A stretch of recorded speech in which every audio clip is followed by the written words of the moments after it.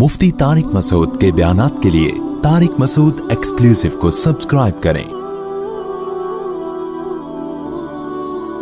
Tariq Masood exclusive.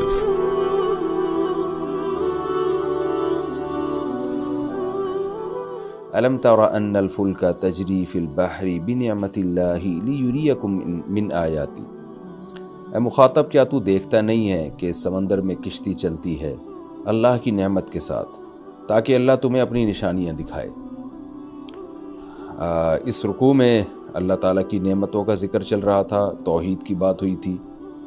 तो उन्हीं बातों को अल्लाह ताला ने, यानी वही बातें जो पहले हो रही थी कि अल्लाह ने तुम्हारे लिए ज़मीन को मुसख्खर किया, आसमान को मुसख्खर किया, रात को दिन में, दिन को रात में दाखिल कर देता है, और ये दरख्त कलम बन जाएं और समंदर में 7 समंदर मज़ीद मिला दिए जाएं, अल्लाह की तारीफ़ें लिखने पे बैठ जाएं तो वो तारीफ़ें ख़त्म नहीं होंगी, कलम घिस के ख़त्म हो जाएंगे और स्याही खुश्क हो जाएगी समंदरों की। तो अल्लाह ताला और मज़ीद नेमतें इसमें बयान कर रहे हैं। क्या तुमने देखा नहीं कि किश्ती समंदर में चलती है अल्लाह की नेमत के साथ। समंदर का काम है डुबोना, लेकिन अल्लाह ने समंदर को तिजारत के लिए बेहतरीन ज़रिया बना दिया। अल्लाह की नेमत के साथ चलती है किश्ती। वो नेमत क्या है? रिज़्क़ है, जिसको तुम हासिल करते हो समंदरी तिजारत के ज़रिए। तो अल्लाह फरमाते हैं ये किसका फ़ज़ल है तुम्हारे ऊपर कि तुम्हारे लिए उसने समंदर को मुसख्खर कर दिया, काम में लगा दिया। अब तुम समंदर की पुश्त पे सवार होकर तिजारतें करते हो। लियुरियकुम मिन आयातिही, ताकि अल्लाह तुम्हें अपनी निशानियाँ दिखाए। अल्लाह दिखाए, देखो समंदर को कैसे मैंने तुम्हारे काम में लगाया है और उसमें कितनी मखलूक है समंदर। जब हम किश्ती में जाते हैं तो अल्लाह की निशानियाँ हमें और ज़्यादा देखने को मिलती हैं, और ख़ुद ये एक बड़ी निशानी है कि हम उसमें रिज़्क़ तलाश कर रहे हैं। तो अल्लाह अपने बंदों पर कितना मेहरबान है। मैं बार बार ये बात बताता रहता हूँ ना कि अगर समंदर की तिजारत ना होती, इंसान के लिए रिस्क, कितने लोग बेरोज़गार हो जाते, और दूसरी बात ये कि चीज़ों का हुसूल कितना मुश्किल हो जाता, क्योंकि खुश्की के ज़रिए ट्रैवलिंग करने में इंसान का ख़र्चा ज़्यादा आता है। समंदर के ज़रिए ट्रैवलिंग करना बहुत सस्ता पड़ता है, तो लिहाजा उसमें तिजारत भी सस्ते में होती, यानी चीज़ों के रेट भी मुनासिब रहते हैं। फरमाया इन्न फी ज़ालिका लआयातिन लिकुल्लि सब्बारिन शकूर। इसमें निशानियाँ उन लोगों के लिए सब्र करते हैं बहुत ज़्यादा और शुक्र करते हैं। सब्र शुक्र इसलिए कहा कि जब आप सब्र करके अपनी ख्वाहिशात पे कंट्रोल करते हैं ना, तो फिर आपको हक़ के बारे में सोचने का मौका मिलता है। अगर आपकी तबीयत में सब्र नहीं है तो आप इन चीज़ों में गौर ही नहीं करते, आप खाने पीने में, अय्याशी में लगे रहोगे। कौन है जिसने समंदर को मुसख्खर किया? कौन है जिसने हमारे लिए तिजारत को आसान किया? कौन है जिसके फ़ज़ल से हम यहाँ से नेमतें उठा के दूसरे मुल्कों में ले जाते हैं? चावल यहाँ से वहाँ जा रहा है, गंदम वहाँ से यहाँ आ रहा है। आप देखो समंदर में एक अजीब ही तिजारत हो रही है। पोर्ट पे जाके देखो, एक अजीब ही अल्लाह की कुदरत का मंजर नज़र आता है। इतने बड़े बड़े जहाज़ आके लग रहे होते हैं पोर्ट पे, और कहाँ से गंदम के पूरे कंटेनर भर के आ रहे होते हैं, चावल के कंटेनर भर के आ रहे होते हैं। यहाँ से इतनी चीज़ें जा रही, गाड़ियाँ भर के आ रही होती हैं, ऐसे खिलौनों की तरह रखी हुई होती हैं जहाज़ों में। तो जिसकी तबीयत में सब्र है और वो गुनाहों से बचता है और अल्लाह के बारे में गौर करता है, उसके लिए तो निशानियाँ हैं। और जो ख्वाहिशात के ग़ुलाम हैं, उनकी तबीयत में शुक्र ही नहीं है, तो ख्वाहिशात के ग़ुलामों को ये बातें समझ में नहीं आती। वो तिजारत तो करते रहेंगे, उससे अल्लाह के वजूद और अल्लाह के खालिक और मोहसिन होने का उनको इस्तेहज़ार ही नहीं होगा, इसकी तरफ उनकी तवज्जो ही नहीं जाएगी।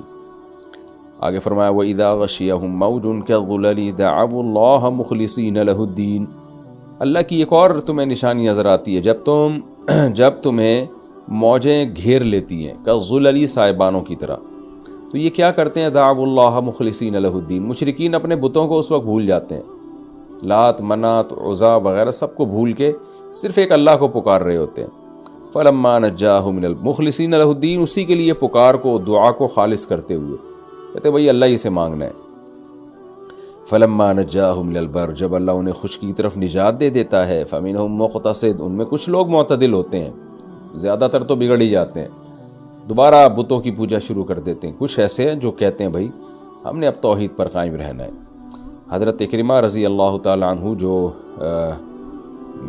अबू जहल के बेटे थे, वो भी इसी तरह ही ईमान लेकर आए कि जब मक्का फ़तह हुआ था ना, तो वो फ़रार हो गए। जब फ़रार हुए तो मौजों ने चारों तरफ से घेर लिया, समंदर के रास्ते से फ़रार हुए थे वो। تو چاروں طرف سے موجوں نے گھیر لیا، تو انہوں نے پھر اللہ سے دعا مانگی کہ اللہ تو نے مجھے نجات دی تو میں تیرے سوا کسی کی عبادت نہیں کروں گا۔ ان کو نجات مل گئی اور وہ الحمدللہ توحید پر قائم رہے اور اسلام قبول کیا انہوں نے۔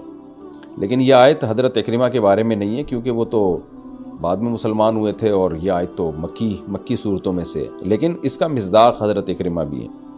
آگے اللہ فرماتے ہیں وَمَا يَجْحَدُ بِآيَاتِنَا، ہماری ان نشانیوں کا انکار نہیں کرتے، إِلَّا كُلُّ خَطَّارٍ كَفُورٍ، مگر ہر بدعہد اور ناشکرہ۔ جو ناشکرہ ہوگا اور بدعہد ہوگا، زبان کا پکا نہیں ہوگا، منافق کی نشانی ہے نا عہد شکنی، یعنی جو بول رہے ہیں اس کے خلاف چلنا۔ تو اس طرح کے جو لوگ ہوتے ہیں وہ اللہ کی آیات کا بھی انکار کرتے ہیں، اور جو کردار کے ایک نمبر ہوتے ہیں وہ اللہ کی آیات کا اعتراف کرتے ہیں۔ یا ایھا الناس اتقوا ربکم، اب اللہ تعالیٰ سورت کو ختم فرما رہے ہیں ایک حکم کے ساتھ۔ وہ حکم یہ ہے کہ اپنے اندر تقوی پیدا کرو، اللہ سے ڈرو۔ یا ایھا الناس اتقوا ربکم، اے لوگو اللہ سے ڈرو، اپنے رب سے ڈرو۔ وخشوا یوما لا یجزی، اور اس دن سے ڈرو جس دن لا یجزی والد عن ولدہ، جس دن باپ اپنی اولاد کی طرف سے جزا نہیں دے گا۔ یعنی ایسا نہیں ہوگا باپ کوئی فدیہ دے کے اپنی اولاد کو عذاب سے بچا لے۔ ولا مولود، اور نہ ہی بچہ ہوا جاز عن والدہ شیئا، وہ اپنے والد کی طرف سے کوئی جزا دے دے، بدلہ دے دے۔ جس کا جرم ہوگا اسی کو سزا ملے گی، کوئی ایک دوسرے کے کام نہیں آئے گا۔ ان وعد اللہ حق، بے شک اللہ کا وعدہ سچا ہے، یعنی قیامت آ کے رہے گی، حساب و کتاب ہوگا۔ فلا تغرنکم الحیات الدنیا، اب دو چیزیں تمہیں اللہ سے غافل کر سکتی ہیں، ایک دنیا کی چمک دھمک اور ایک شیطان۔ دنیا کی چمک دھمک تو ایسی ہے جس کی طرف انسان کا نفس مائل ہوتا ہے، گاڑیاں، بنگلے اور لوگوں کی عیاشی دیکھ کے تمہارا دل چاہے گا تم خدا کو ناراض کر دو، عیاشی میں پڑ جاؤ۔ یہ ہے دنیا کی زندگی۔ اس لیے اللہ نے فرمایا اس دنیاوی زندگی یہ تمہیں دھوکے میں نہ ڈال دے، یہ مسافر خانہ ہے، ختم ہو جائے گی۔ یہی مطلب ہے دھوکے کا، کہ ایسا لگ رہا ہوتا ہے جیسے یہاں ہمیشہ رہنا ہے۔ تو اپنے سے پہلوں کو دیکھا کرو، کتنے بڑے بڑے عیاش لوگ دنیا میں آئے، ختم، ایک دفعہ مرتے ہیں تو بس واپسی کا کوئی چانس ہی نہیں۔ تو لا تغرنکم الحیات الدنیا، یہ دنیاوی زندگی تمہیں دھوکے میں نہ ڈالے۔ تو اللہ تعالیٰ تو اس دنیا کی زندگی کو 2 ٹکے کا نہیں قرار دیتے۔ تو چونکہ یہ انسان کو اللہ سے غافل کر سکتی ہے، نماز سے روکے گی، زکوٰۃ سے، صدقہ خیرات سے، اور زنا سے اور شراب سے اور اخلاقی برائیوں سے، یہ دنیا تمہیں جو ہے شریعت جب روکے گی تو یہ دنیا اس کی طرف مائل کرے گی۔ اس لیے اللہ نے فرمایا کہ فلا تغرنکم الحیات الدنیا، دنیاوی زندگی تمہیں غافل نہ کر دے، دھوکہ نہ دے دے۔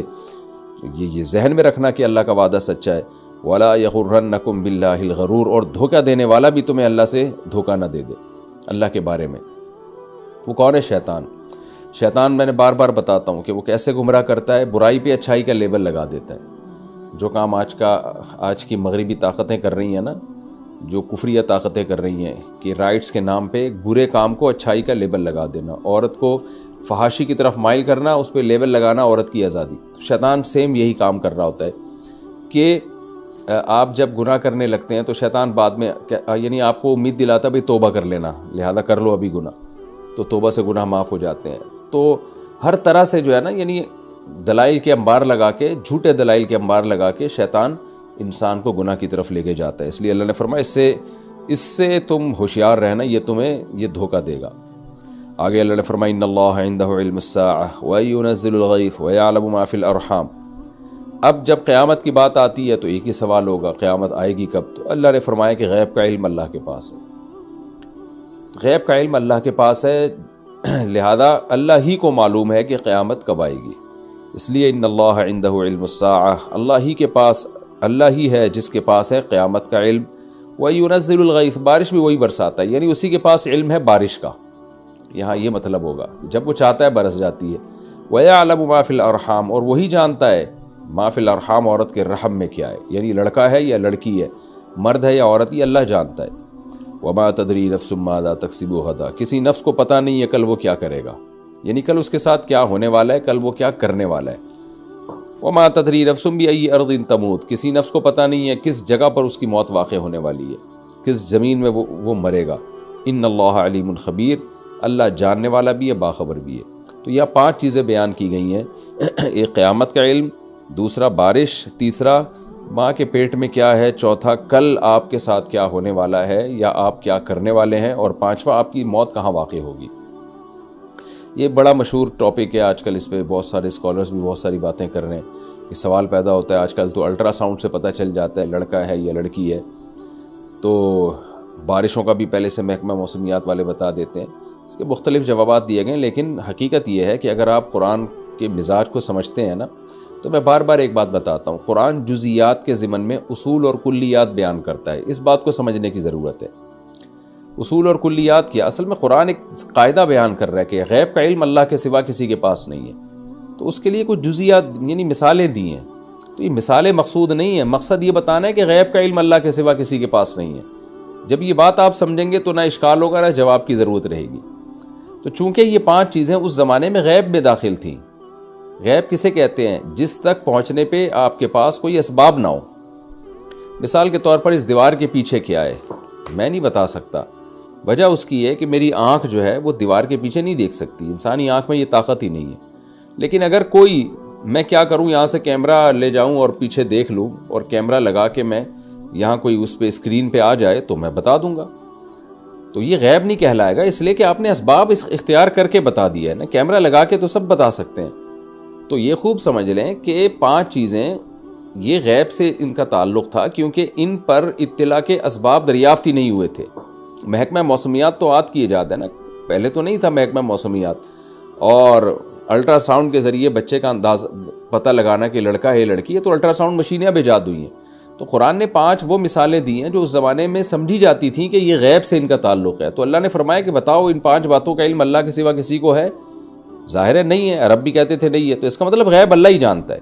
تو یہ مطلب نہیں ہے کہ 5 باتیں ہیں، اگر آپ کوئی جو ہے اسباب کوئی مشینیں ایجاد کر لیں تو جو ہے اس کے بعد بھی آپ کو علم نہیں ہو سکتا، ایسا نہیں ہے۔ جب مشین ایجاد ہو جائے گی، ریس کے ذریعے آپ معلوم کر لیں گے تو وہ تو آپ نے دیکھ لیا نا۔ اس کی میں ایک آسان مثال دیتا ہوں، جیسے جب یہ آیت نازل ہوئی، اللہ نے بتایا کہ ماں کے پیٹ میں کیا ہے، لڑکا یا لڑکی، کوئی نہیں بتا سکتا، تو اگر کوئی مشرک اٹھتا اس وقت کسی حاملہ عورت کے پیٹ کو چاک کر کے بتا دیتا کہ دیکھو میں دیکھ کے بتا رہا ہوں اس میں تو لڑکا ہے، تو ہم کیا کہتے بھائی تو دیکھ کے بتا رہا ہے نا، باہر بیٹھے بیٹھے بتا، تو بغیر دیکھے بتا کہ کیا ہے اندر، تو دیکھ جیا جب تو پھر غیب نہیں رہا۔ تو دیکھنا آنکھوں سے بھی ہوتا ہے، الٹرا ساؤنڈ کے ذریعے بھی ہوتا ہے، تو اس لیے اسباب کے ذریعے اگر ان میں سے کسی چیز پر آپ مطلع ہو گئے ہیں تو وہ اس آیت میں داخل نہیں ہے، وہ تو آپ نے دیکھ لیا۔ محکمہ موسمیات ایک جو ہے ایک علم کی بیس پر انہوں نے، سائنس نے اتنی ترقی کی ہے کہ آپ کو ہواؤں کا رخ دے کے بتا دیا جاتا ہے کہ بارش کل ہوگی یا نہیں ہوگی۔ بعض ملکوں میں یہ 100% درست پیش گوئیاں ہوتی ہیں، بعض جگہ 100% درست نہیں ہوتی، 95% چانس ہوتا ہے، بعض جگہ 50% چانس ہوتا ہے صحیح ہونے کا، لیکن بہرحال 100% بھی اگر بتا دیا جائے تو وہ اس آیت کے مخالف نہیں ہے۔ اس آیت کا خلاصہ یہ کہ غیب کا علم اللہ کے سوا کسی کے پاس نہیں ہے، اور غیب کا علم اسے کہتے ہیں جس کے جاننے کے آپ کے پاس دنیاوی اسباب نہ ہو۔ دنیاوی سبب آپ کے پاس آ گیا تو وہ غیب رہا نہیں ہے، پھر وہ اس آیت میں داخل نہیں ہے۔